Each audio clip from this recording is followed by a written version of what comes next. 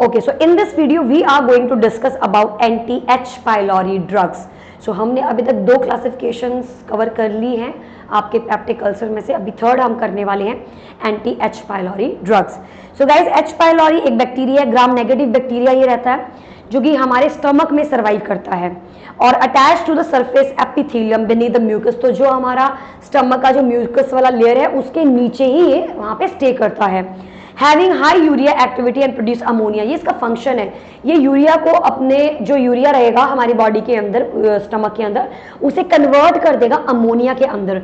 And that ammonia will create a basic environment around the bacteria, around the H. pylori, and that is how H. pylori survives in your stomach acid.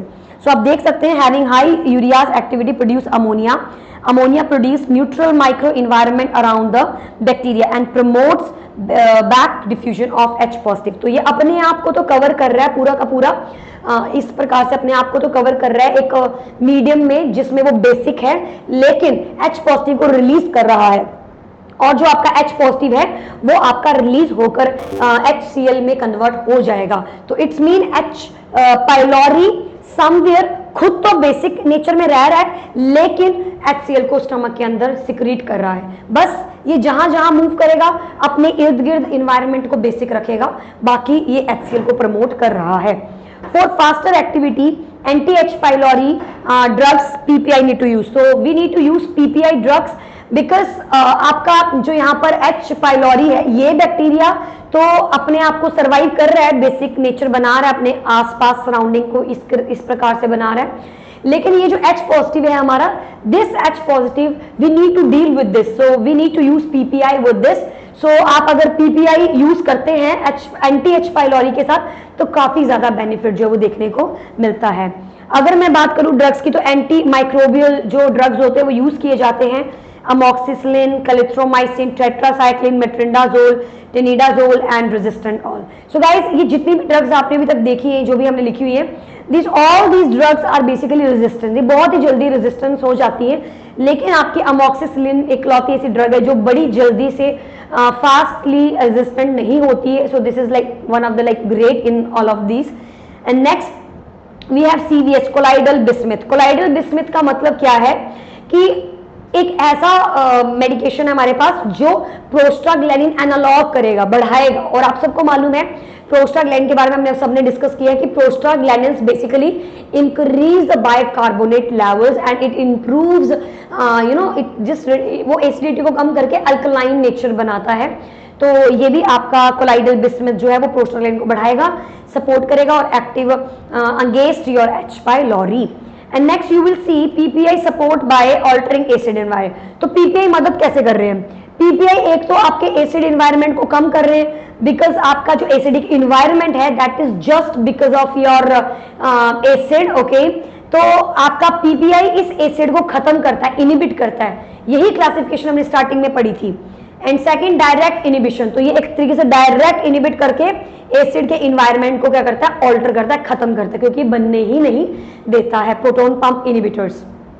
Then after FDA, अगर FDA food drug adulteration के regiment से हम बात करें तो lansoprazole 30 mg and amoxicillin 1000 mg and clarithromycin 500 mg BD for 14 days, ये कुछ drugs जो है वो इस्तेमाल की जाती हैं.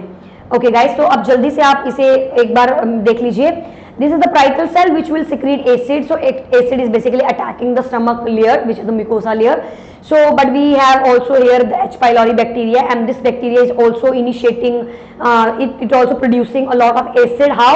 Because it make H positive ions. It just वो वापस देता है स्टमक में, छोड़ता है, रिलीज करता है H positive ions को ताकि वो HCl बना सके. तो एसिड बढ़ रहा है बिकॉज ऑफ H. pylori. खुद तो ये सर्वाइव कर जाएगा बिकॉज ऑफ एनवायरनमेंट उस तरीके का बना देता है.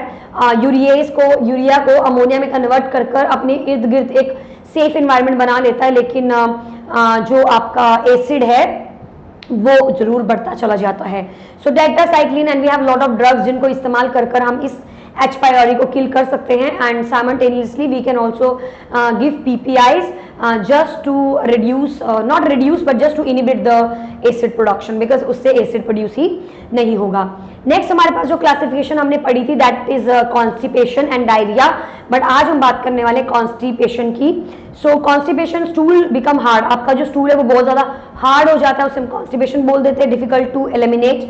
सो कॉन्स्टिपेशन का मतलब है, 2 पॉइंट हैं जो आपको बताने चाहिए। कोलोन ऑब्जर्व नहीं कर रहा है पानी को, ओके, मीन्स कि कोलोन का जो ब्लड सर्कुलेशन है वो ऑब्जर्व कर रहा है सारा का सारा पानी, जिसकी वजह से कोलोन के अंदर पाए जाने वाला जो स्टूल है वो ड्राई हो चुका है। Next, clonic muscle contraction are slow, तो आपकी जो कोलोन की जो मसल्स है वो काफी स्लो है, तो मूवमेंट भी स्लो है, और जिसकी वजह से पेरिस्टाल्सिस भी बहुत स्लो है, तो कहीं ना कहीं ये भी कॉन्स्टिपेशन लीड कर रही है। कारण अगर मैं बताऊं कॉन्स्टिपेशन का, तो सबको ही मालूम है कारण, fibreless diet, lack of physical activity, drug induce pregnancy, travelling, abuse of laxative, ignoring urge, dehydration, diabetes and hypothyroidism। Diabetes and hypothyroidism इसलिए कारण बन जाते हैं क्योंकि वो एक मेटाबॉलिक डिसऑर्डर है, तो इसीलिए मेटाबॉलिज्म जब अच्छे से नहीं हो पाएगा तो कहीं ना कहीं बॉडी कॉन्स्टिपेशन में जा सकती है। अब बात करते हैं लैक्सेटिव्स के बारे में, मतलब कि let's talk about the classification of the drugs of constipation. So firstly we have aperient और परगेटिव और कैथार्टिक्स, तो आप इस क्लासिफिकेशन को पकड़ सकते हो, एप्रिएंट, परगेटिव एंड कैथार्टिक्स, जो कि एलिमिनेशन को इंक्रीज करती हैं। So in this we have laxative और एप्रिएंट्स जो बेसिकली माइल्ड काम करती हैं, इनका अगर माइल्ड डोज दोगे तो ये माइल्ड काम करती हैं, और परगेटिव्स और कैथार्टिक्स एक्शन जो है इनका वो स्ट्रॉन्गर एक्शन होता है। तो जब आप डोज थोड़ी कम देते हैं तो आपको माइल्ड एक्शन देखने को मिलता है, जिसे बोल दिया जाता है लैक्सेटिव एंड एप्रिएंट्स। अगर आप ड्रग्स को डोज को थोड़ा बढ़ा के देंगे तो वो ड्रग्स काम करेंगी परगेटिव एंड कैथार्टिक्स, जो कि स्ट्रॉन्ग एक्शन जो है वो अपना लीड करती हैं। Many drugs in low dose they will act as laxatives, and many dose with a high dose they will act like purgatives. So let's discuss the classification of the drugs. So guys, सबसे पहले हमारे पास आते हैं all purgatives increase the water content of the feces. तो वो हमारे जो feces का जो कंटेंट होता है वाटर कंटेंट उसे बढ़ा देती है। तो सबसे पहले आते हैं हाइड्रोफिलिक, यानी पानी को प्यार करने वाली characteristic feature. So hydrophobic is like डरना पानी से, okay, so in fear of water, तो वो दूर भागते हैं। लेकिन हाइड्रोफिलिक ड्रग्स हैं जो कि पानी को खींचती हैं अपनी तरफ ताकि स्टूल को सॉफ्ट किया जा सके। Retain water and electrolyte. Second, acting on the intestinal mucosa, तो कुछ ऐसी ड्रग्स होती है जो कि इंटेस्टाइनल के ऊपर काम करती हैं। Decrease the net absorption of water and electrolytes, okay. Third, intestinal transient enhance, मतलब बीच बीच में कुछ कुछ फैक्टर्स है वो इंप्रूव होते हैं पानी की एब्जॉर्प्शन। मीनवाइल बोलने का मतलब है कि आपके ये जितने भी ड्रग्स हैं, purgatives, एप्रिएंट्स and your laxatives, these all will increase the water intake in your lumen of the colon or your large intestine just to make the stool soft, okay। and then after we have propulsive activities, बाहर फेंकना, stool को बाहर फेंकना, and time for absorption of water and electrolytes को भी increase कर देते हैं। तो गाइस आप यहाँ देख सकते हो, आपको कुछ दिखाई दे रहा हो, कुछ क्लासिफिकेशंस हैं। ये जो इमेज आप देख पा रहे हो, इसमें आप देख पा रहे हो जो स्टूल है वो काफी बल्क हो रखा है। पहले वो बहुत छोटा सा था लेकिन अब वो फूल गया है, और इसी फूलने की वजह से वो प्रेशर भी डाल रहा है नीचे की तरफ। और नेक्स्ट क्लासिफिकेशन में आप देख सकते हो कि किस प्रकार से अलग अलग फोर्सेस लग रही हैं ताकि वो स्टूल नीचे को पुश होकर नीचे जा सके। और थर्ड में आप देख सकते हो कि पानी किस प्रकार से स्टूल में एंटर कर रहा है, जिसकी मदद से वो थोड़ा सॉफ्ट हो रहा है, बल्क नहीं हो रहा है, सॉफ्ट हो रहा है। Okay, so let's see the classification. The number one type we have bulk forming agents, dietary fiber, bran and xylem and your asparagine. Okay, the next we have stool softener, your liquid paraffin, इसका example आ जाता है। Osmotic purgatives, very very important, lactulose, सबके hospital में देखने को मिलता है lactulose। तो guys, your lactulose come under the category of osmotic purgatives, और ज्यादा डोज देने पे, लैक्टुलोज की ज्यादा डोज देने पे ये ऑस्मोटिक परगेटिव काम करेगा, और थोड़ा सा डोज देने पर ये स्टूल सॉफ्टनर काम करेगा। बिकॉज ये जितनी भी ड्रग्स आप देख रहे हो ये सारी ड्रग्स डोज डिपेंडेंट है, डोज बढ़ा दी जाएगी तो परगेटिव काम करेंगे, और अगर डोज कम रखेंगे तो ये सॉफ्टनर काम करेंगे। बट अगर मैं पर्टिकुलर एग्जाम्पल बताऊं तो लैक्टुलोज आपका ऑस्मोटिक परगेटिव का एग्जाम्पल है, और स्टूल सॉफ्टनर में आपका लिक्विड पैराफिन एग्जाम्पल आ जाता है। और लास्ट कैटेगरी हमारे पास आती है स्टिमुलेंट परगेटिव्स की। स्टिमुलेंट परगेटिव्स जो है हमारा, that is basically diphenylmethanes and एंड एंट्राक्विनोन्स, 5-HT4 agonist and prostaglandins analog. So each and every drug in these categories they will also contribute towards stimulating your anus for better absorption. All right, next we have ये आपके सामने एक diagram है. इस diagram में आप देख सकते हो कि किस प्रकार से बल्किंग हो रही है, किस प्रकार से स्टूल सॉफ्टनर काम कर रहा है, किस प्रकार से स्टिमुलेशन हो रही है और किस प्रकार से ऑस्मोटिक परगेटिव काम करते हैं. So this is basically all about your purgatives. Now let's see some MCQs that are related to your NCLEX. So purgative and contraindicated in. तो purgative किन किन कंडीशन में contraindicated है? Patient of undiagnosed abdominal pain. अगर किसी को भी pen हो रहा और मालूम नहीं है उसके पेन का कारण क्या है, then guys we need to make sure that we will not give this to the patient. Okay, organic constipation secondary कारण है. Okay, due to any drugs obstruction. ये सब कारण होने की वजह से भी आप पेशेंट को जो परगेटिव्स है या स्टूल सॉफ्टनर्स है वो अवॉइड करते हो. ओके, इंडिकेशन में क्या आएगा? Indication will be functional consultation due to improper lifestyle. Okay, bed ridden patients to prevent bulk and osmotic purgative to treat. तो फंक्शनल कॉन्स्टिपेशन है तो दे दीजिए. बेड रिडन पेशेंट्स है उनमें आप दे सकते हो. For surgery Salian. नाउ यहाँ पे जो सैलीन टर्म है ये एक ऑस्मोसिस करती है. तो सैलीन आपके ल्यूमन में है. Now the saline will contract all the water in the lumen and it will solve the stool, so that will be really beneficial. So saline is also used. Okay, so stage in lumen and increase the water inside the lumen, not cross the cell membrane. तो जो आपका salt होता है वो cell membrane को cross नहीं करता है, वो वहीं पे रहता है और आपका जो पानी है वो खींच के वहां आ जाता है और स्टूल आपका सॉफ्ट हो जाता है. So diarrhea we will discuss this topic tomorrow, but we need to make sure कि हम इस NCLEX point of view के डाटा को पढ़ लें. तो guys constipation की बात करूं, it is contraindicated for bowel obstruction. So it is contraindicated for bowel. अभी मैंने आपको बताया कि आप गलती से भी bowel obstruction में या फिर आपको मालूम नहीं है क्या प्रॉब्लम है पेशेंट को, उन केसेस में आप ये जो constipation के जो मेडिकेशन है वो अवॉइड करते हैं. Enema for example, psyllium husk हो गया, milk of magnesia, sodium docusate. So we will avoid all that stuff. Okay, तो ये एग्जांपल्स आ जाते हैं जो हम देते हैं जिनको देना माना जाता है कॉन्स्टिपेशन में.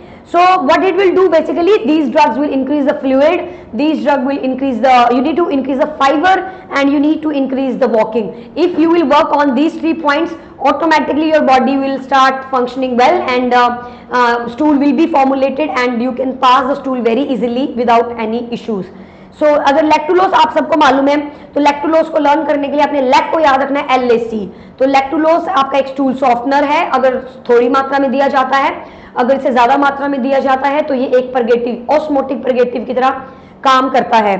सो लैक्सेटिव अमोनिया लेवल को डिक्रीज करता है. आपका जो लैक्सेटिव होते हैं और आपके कोग्निशन को वापस लेकर आते हैं, आपको इंप्रूव करते हैं, आपके मेंटल स्टेटस को बेटर करते हैं.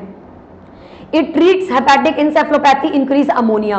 Everybody knows that कि hepatic encephalopathy में अमोनिया का लेवल बढ़ जाता है. तो गाइज अगर आप लैक्टुलोज का इस्तेमाल करते हो तो आप अमोनिया को रिड ऑफ कर सकते हो, बाहर बॉडी से फेंक सकते हो, जिसकी मदद से आपकी जो मेंटल का जो स्टेटस है वो बेटर होगा. तो एक क्वेश्चन में पूछा जाता है कि एक पेशेंट लैक्सेटिव्स ले रहा है, when you will feel the patient is like effective, this treatment is effective. When the mental status is intact, then you will say that yes, this drug is in fact effective. Okay, next we have ammonia level को decrease कर देता है. इसका urine से कोई लेना देना नहीं है. लैक्टुलोज जब आप पेशेंट को दे रहे हो तो वो स्टूल के थ्रू ही बाहर आएगा, यूरिन के थ्रू ना तो ये एक्सक्रीट आउट होगा, ना ही ये डिक्रीज करेगा, ना ही एब्डोमिनल डिस्टेंशन करता. तो इसमें इनका कोई लेना देना नहीं है. Evaluate the effectiveness. तो आपको पता है जब इफेक्टिवनेस देखनी है आपको, तब आपको नोटिस करना है कि 2 से 3 स्टूल पास हुए होने चाहिए हैं, अमोनिया का लेवल डिक्रीज होता हुआ दिखना चाहिए है, एंड इंप्रूव मेंटल स्टेटस. और आपका जो मेंटल स्टेटस है वो भी इंप्रूव होना चाहिए. इसका मतलब है कि yes, this drug is effective. And then after we have sodium polystyrene sulfonate, so Kayexalate, जिसे हम कैक्सलेट भी बोलते हैं, sodium polystyrene sulfonate. Okay, so ये बेसिकली पोटेशियम को रिड्यूस करने के लिए दिया जाता है. ओरली भी देते हैं और इसका एनीमा भी होता है. ये दोनों वे से दे सकते हैं हम इसे. It help large intestine to remove the excess potassium within the body. तो ये आपकी बॉडी में जुड़े हुए पोटेशियम को बॉडी से बाहर फेंकने का काम करता है.